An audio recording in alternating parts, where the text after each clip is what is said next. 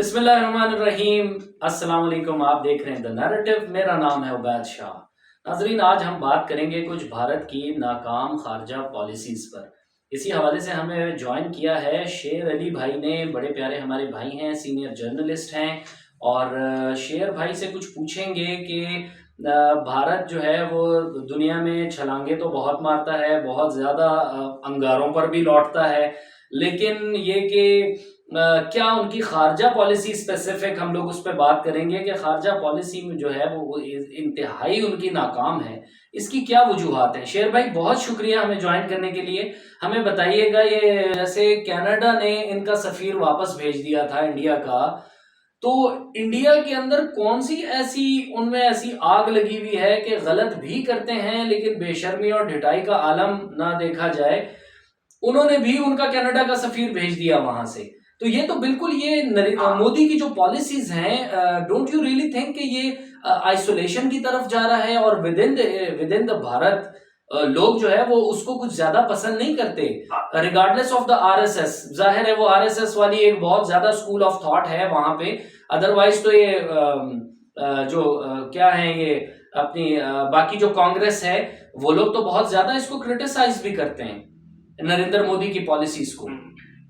امریکہ کا دیکھیے ایک سیٹلائٹ اسٹیٹ آپ کہہ سکتے ہیں رہا ہے، اس نے اپنا سفیر بلا لیا ہے۔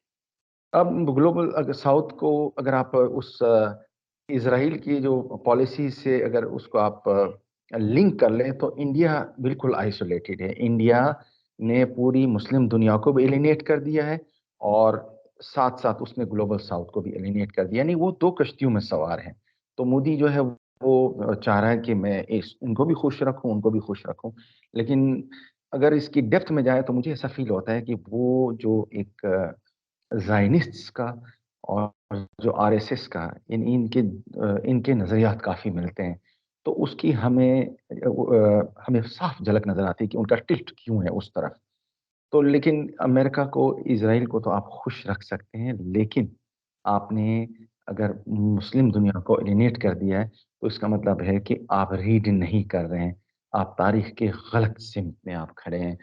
آپ کا جو بہت بڑا ڈائسپورا ہے وہ اس وقت مڈل ایسٹ میں، وہاں آپ کو بلینز آف ڈالر جو ہے وہ آپ کو وہ فورن ریمیٹنس کی صورت میں وہ آپ کو دیتے ہیں۔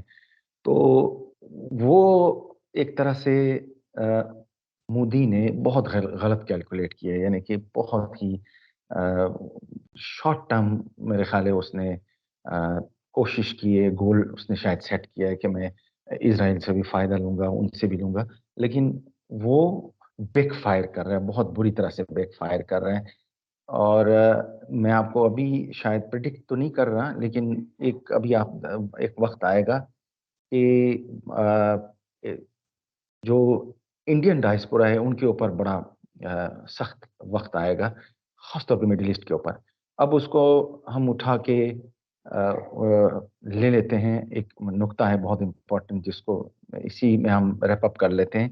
جو 8 قطر کے جو بحریہ میں اہلکار جو بحریہ کے گرفتار ہوئے ہیں ایگزیکٹلی، ریسنٹلی، اب آپ اندازہ لگائیں کہ وہ کس کے لیے جاسوسی کر رہے تھے۔ وہ انڈیا کے لیے نہیں کر رہے تھے، وہ اسرائیل کے لیے کر رہے تھے۔ تو یہ بہت بڑا ڈینٹ ڈال دیا انہوں نے، یہ بہت خطرناک کام کیا انہوں نے۔ اسرائیل مسلمانوں کا قتل بھی کر رہے ہیں، اور انڈیا جو ہے وہ انڈین اہلکار اسرائیل کے لیے جاسوسی کر رہے ہیں۔ اور قطر کے اندر، قطر جو ہے وہ دنیا کا ایک ہب ہے، گیس کا ہب ہے، ایک ایمرجنگ اکانومی ہے، یعنی کہ ہائیلی ڈیولپڈ، یعنی کہ آپ کہہ سکتے ہیں کہ وہ ایک ملک ہیں۔ اور پھر وہاں پہ خاص طور پہ حماس کا یہ جو مسلم بردرہوڈ ہے وہ ان کا بڑا اثر رسوخ ہے۔ علی بھائی thank you so very much.